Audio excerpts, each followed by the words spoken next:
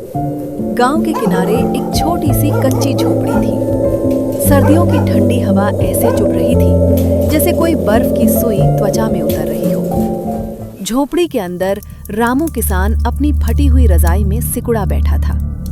उसके पास उसकी पत्नी सीता और 2 छोटे बच्चे बैठे थे। चूल्हे की आग लगभग बुझ चुकी थी। रामू, लकड़ी खत्म हो गई है, अब क्या करें? रामू ने बाहर अंधेरे में झांका। धुंध इतनी गहरी थी कि सामने का पेड़ भी मुश्किल से दिख रहा था। मैं खेत से सूखी टहनियां ले आता हूँ। इतनी ठंड में, रात के इस समय? मत जाओ, तुम्हें बुखार है। अगर नहीं गया तो बच्चों को ठंड लग जाएगी। बाबा, जल्दी आना, मुझे डर लगता है। मैं यहीं हूँ बेटा, डर मत। खेत की रात रामू खेत की ओर चल पड़ा। उसके पैरों के नीचे जमी ठंड से मिट्टी पत्थर जैसी सख्त हो चुकी थी। हवा उसके कानों में सीटी बजा रही थी। खेत में पहुंचते ही उसने देखा फसल आधी सूख चुकी थी। ठंड ने गेहूं के पौधों को जला दिया था। हे भगवान, अब बच्चों को क्या खिलाऊंगा? रामू भैया। वह मुड़ा। सामने उसका पड़ोसी शंकर खड़ा था।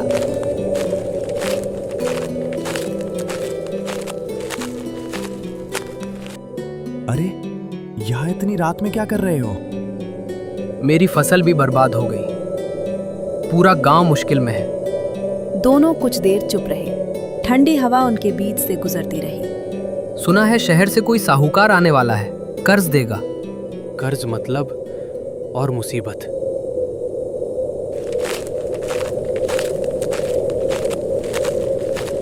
जब रामू वापस लौटा तो बच्चे सो चुके थे। सीता जाग रही थी।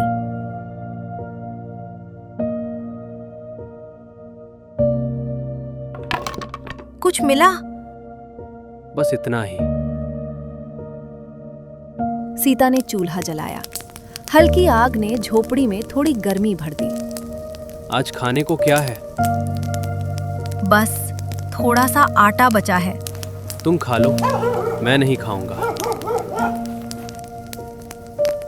हर बार यही कहते हो, परिवार भूखा रहेगा तो तुम कैसे जिंदा रहोगे? माँ, भूख लगी है। रामू चुपचाप उन्हें खाते देखता रहा। उसकी आंखों में दर्द था, लेकिन साथ में एक अजीब सी उम्मीद भी। अगली सुबह गांव में हलचल थी। लोग चौपाल पर जमा थे। रामू भी पहुंचा। साहूकार मोटी ऊनी शॉल में बैठा था। जो भी कर्ज चाहता है हाथ उठाओ। गांव वाले एक दूसरे को देखने लगे। ले लेते हैं, नहीं तो भूखे मर जाएंगे। रामू का दिल धड़क रहा था। कर्ज लेना मतलब जमीन गिरवी रखना। डरते क्यों हो? मेहनत करोगे तो चुका दोगे। रामू के हाथ कांप रहे थे। उसे अपने बच्चों का चेहरा याद आया। धीरे धीरे उसने हाथ उठा दिया। उसी समय भीड़ में से एक बूढ़ा आदमी आगे आया। उसकी दाढ़ी बर्फ जैसी सफेद थी। उसने रामू की तरफ देखा। कर्ज मत ले बेटा। पर मेरे पास और रास्ता क्या है? रास्ता हमेशा होता है, बस नजर चाहिए। तुम बीच में मत बोलो। बूढ़े ने उसकी तरफ देखा और साहूकार अचानक चुप हो गया। गांव वाले हैरान थे। आज रात अपने खेत में जाना, अकेले। क्यों? रामू कुछ समझ नहीं पाया। तुम्हारी किस्मत वहीं इंतजार कर रही है। ये कहकर वो धुंध में गायब हो गया। रामू का दिल तेज धड़क रहा था। क्या वो सपना था या सच? उस रात वो फिर खेत की ओर चला। रात पहले से भी ज्यादा ठंडी थी। आसमान में चांद धुंध के पीछे छिपा कांप रहा था। रामू खेत की तरफ बढ़ रहा था, लेकिन उसके कदम भारी थे। अगर वो बूढ़ा पागल हुआ तो? और अगर सच हुआ तो? खेत में पहुंचते ही उसने देखा जमीन पर हल्की चमक फैल रही थी। ये क्या है? अचानक वही बूढ़ा उसके पीछे खड़ा था। डर मत। आप कौन है? मैं वो हूं जो मेहनती लोगों की पुकार सुनता है। रामू की आवाज कांप गई। मेरे पास कुछ नहीं बचा, फसल गई, बच्चे भूखे हैं। बूढ़ा खेत की मिट्टी पर बैठ गया। गरीब सिर्फ वो होता है जो उम्मीद छोड़ देता है। उसने मुट्ठी भर मिट्टी उठाई। उसने मिट्टी रामू के हाथ में रखी। इसे बो देना। मिट्टी मिट्टी को बो दो। विश्वास बो। और अगली ही पल वो गायब। रामू ने कांपते हाथों से मिट्टी खेत में दबा दी। हे भगवान, अब सब तुम्हारे भरोसे। वो घर लौटा। पूरी रात उसे नींद नहीं आई। सुबह जब वो खेत पहुंचा, उसकी सांस रुक गई। जहां उसने मिट्टी डाली थी, वहां सुनहरे पौधे उगाए थे। पूरे खेत में रोशनी फैल रही थी। ये कैसे? वो घुटनों पर गिर पड़ा। धन्यवाद। रामू, तेरे खेत में क्या हुआ? पूरा गांव देखने आया है। गांव वाले चारों तरफ खड़े थे। सबकी आंखें फटी हुई। साहूकार भी आया। उसकी आंखों में लालच चमक रहा था। ये जमीन अब मेरी होगी। क्या मतलब? कर्ज के कागज पर तूने हाथ उठाया था, गवाह पूरा गांव है। गांव में सन्नाटा छा गया। रामू के हाथ कांप गए। मैंने अभी कर्ज लिया ही नहीं। अब ये फसल मेरी।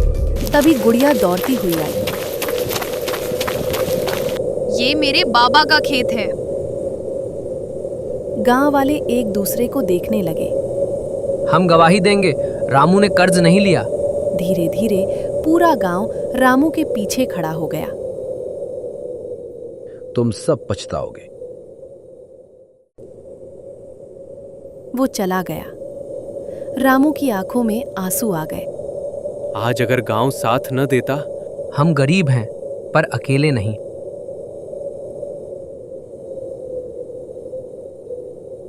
उस रात रामू फिर खेत गया। बाबा, आप कहाँ हैं? हवा में वही आवाज गूंजी। मैं यही हूं। बूढ़ा सामने आ गया। रामू घुटनों पर बैठ गया। आपने मेरी जिंदगी बचा ली। नहीं बेटा, तुम्हारी मेहनत ने बचाई है। अब क्या करूं? इस फसल को सिर्फ अपने लिए मत रखना, गांव में बांट देना। सबको। खुशी बांटोगे तो कभी गरीब नहीं रहोगे। और फिर वो धुंध में विलीन हो गया। रामू ने आसमान की तरफ देखा। मैं वादा करता हूं। उस रात सर्द हवा पहली बार उसे ठंडी नहीं लगी।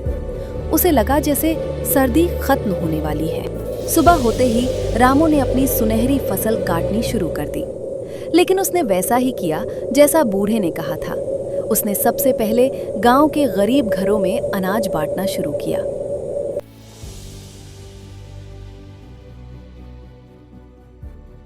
इतना सब दे दोगे तो हमारे लिए क्या बचेगा?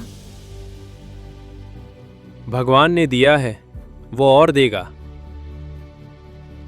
माँ, आज सबके घर खाना बनेगा। पूरा गांव रामू के घर के बाहर इकट्ठा हो गया। लोग दुआएं देने लगे।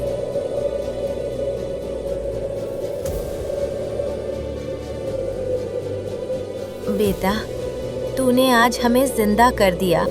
रामू की आंखें भर आईं। साहूकार की चाल, लेकिन खुशी ज्यादा देर नहीं टिक सकी। दोपहर में साहूकार अपने आदमियों के साथ आया। उसके चेहरे पर खतरनाक मुस्कान थी। बहुत दानवीर बन रहा है। ये भगवान की देन है। भगवान नहीं, अब ये सब मेरा है। उसके आदमी खेत की ओर बढ़े। गांव वाले डर गए। कोई आगे नहीं आया। जिसने भी रोका उसका घर जला दूंगा। रामू, कुछ करो। रामू का दिल जोर से धड़क रहा था। वो अकेला था, सामने हथियार वाले लोग। उसी समय हवा अचानक तेज चलने लगी। आसमान काला हो गया। बर्फीली आंधी उठी, इतनी तेज कि लोग खड़े नहीं रह पाए। ये क्या हो रहा है? रामू ने देखा, खेत के बीच वही बूढ़ा खड़ा था। आंधी उसके आसपास घूम रही थी, लेकिन उसे छू भी नहीं रही थी। लालच की कोई जगह नहीं। अचानक बिजली गिरी साहूकार के पैरों के पास। वो डर के मारे गिर गया। माफ कर दो, मैं चला जाऊंगा। आंधी रुक गई। गांव में सन्नाटा छा गया। साहूकार अपने आदमियों के साथ भाग गया। रामू दौड़कर बूढ़े के पास गया। आप भगवान हैं क्या? मैं प्रकृति हूं। मैं मेहनत और सच्चाई का साथ देता हूं। रामू ने सिर झुका लिया। अब तुम्हारी आखिरी परीक्षा है। क्या? अगर अगली सर्दी इससे भी कठिन हुई, तब भी क्या तुम दूसरों की मदद करोगे? हाँ। बूढ़े की आंखों में चमक आ गई और वो धीरे धीरे हवा में गायब हो गया। नई शुरुआत। उस दिन के बाद गांव बदल गया। लोग एक दूसरे की मदद करने लगे। कोई भूखा नहीं सोया। सर्दी आई, लेकिन डर नहीं लाई। पहले हम गरीब थे, पर अब अमीर है, कैसे? क्योंकि पूरा गांव हमारा परिवार है।